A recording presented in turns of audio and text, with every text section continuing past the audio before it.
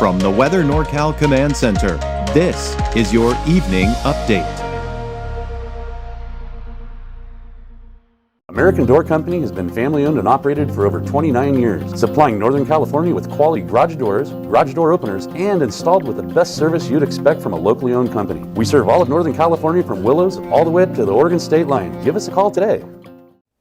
Well, can you believe it? We've made it 1 month. 1 month anniversary of Weather NorCal. And if you've been following Weather NorCal since the beginning, or if you just got on board, be sure to tell all your friends and family, because there are a lot of people out there who still don't know about it. And you can tell them all the different ways that you can get Weather NorCal: Facebook, Twitter, youtube.com/@WeatherNorCal. You can get on Roku, Amazon Fire TV.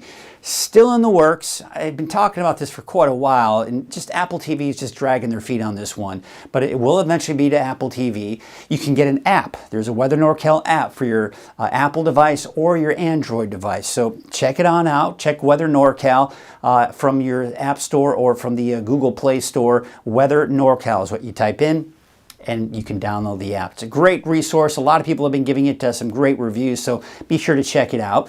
Fire potential. Now, we're starting to get more in the way of yellows instead of the browns. Now, again, and I've been saying this pretty much every day, as long as we're in the yellows and browns, we still need to use extreme caution, despite the fact that, yes, we have gone from brown to yellow, indicating that conditions are improving, but it's still hot and dry out there, and still a bit on the breezy side as well. And we look at the fire outlook here for today, and you can see it's kind of in that elevated to critical range. And then, of course, for tomorrow, gets down to elevated. So again, I talk about how conditions are improving. And that's a little bit with the winds and a little bit with the humidity levels. So let's take a look at the winds here, and we're going to take you into tomorrow.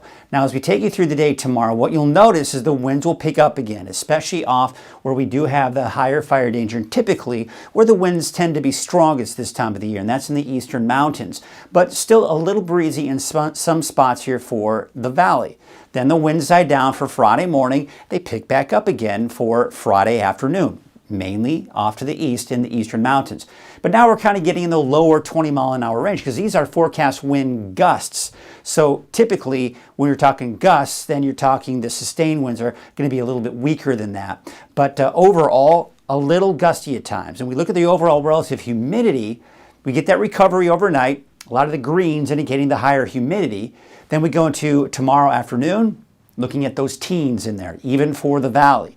Take you into Friday morning, recovery with the greens and the higher humidity. And again, you can see the humidity is actually increasing a little bit across the board.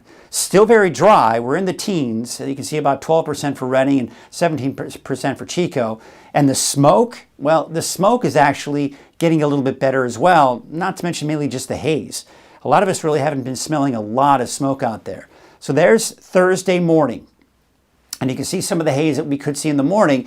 And then going through the afternoon on Thursday, most of that haze will dissipate for almost everyone. So it looks like we are seeing improving conditions with that smoke and that haze.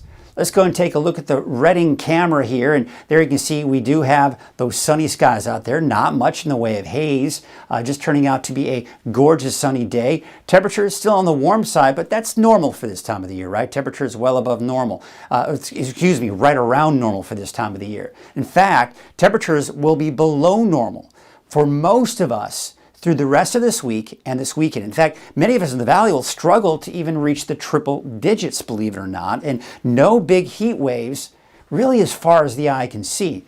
Now, I was talking about in the last few updates here about the potential of a big heat wave heading our way. That same forecast model is now backing off a little bit on that. We'll take a look at that here in a second. But look at these temperatures. Now, the normal high for Redding, the average, is 101 degrees. We are going to be below that all the way through next week. All the way through this upcoming weekend and all the way through next week. And then eventually we see that uptick going into that next weekend. So you get the idea. Temperatures really not bumping up a whole lot. Tonight we're dropping down to the upper 60s for the valley. Tomorrow, look at that, no triple digits. Redding about 97, 95 for Red Bluff, Chico about 94 degrees. And for the mountains, 80s for most of us, I think struggling to get in the 90s for the mountains. 87 degrees for Mount Shasta City, 88 for Etna, 88 for El Turris. There you can see Susanville about 91, one of the warmer spots, and 88 degrees in Bernie. All right, so let's take a look at that warmer weather. Now, this heat is basically just going to stay off to our east because this cooler air continues to ride to our north. That's through this upcoming weekend. That's why we have temperatures below normal. Now, as we go through next week, that heat continues to move down to the south and east, but we will see another pocket of heat work its way up from the south and then work its way northward. But you'll notice, again, it's mainly to our east because we have this cooler air up to our north and west. Now, it probably will warm up a little bit, but it's nothing major, especially for this time of the year. Now, we look at the satellite here. You can see all the monsoon moisture over the desert southwest.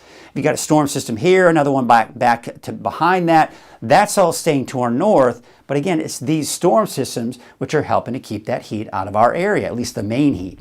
Now, the monsoon moisture is something we continue to monitor here, and it looks like sometime around early next week, we could see some more monsoon moisture work its way in.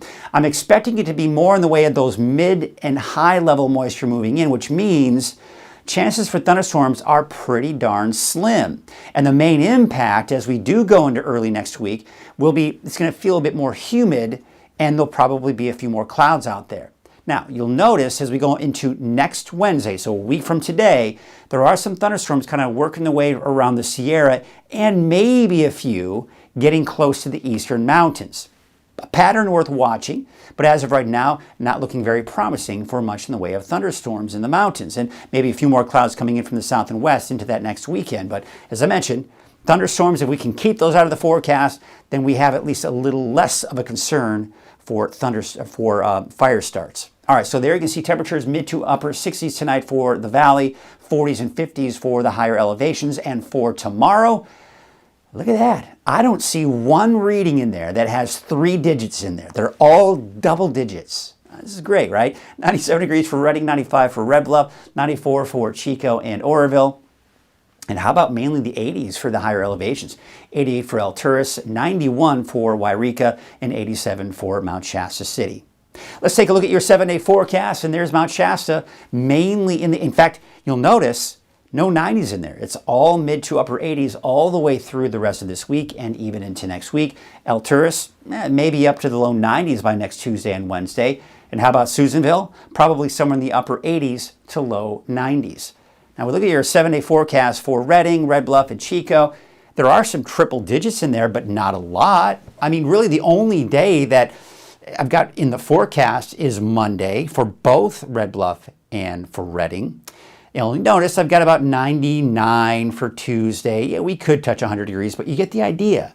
We're going to be below normal for everyone, including Redding, including Red Bluff, and of course Chico as well.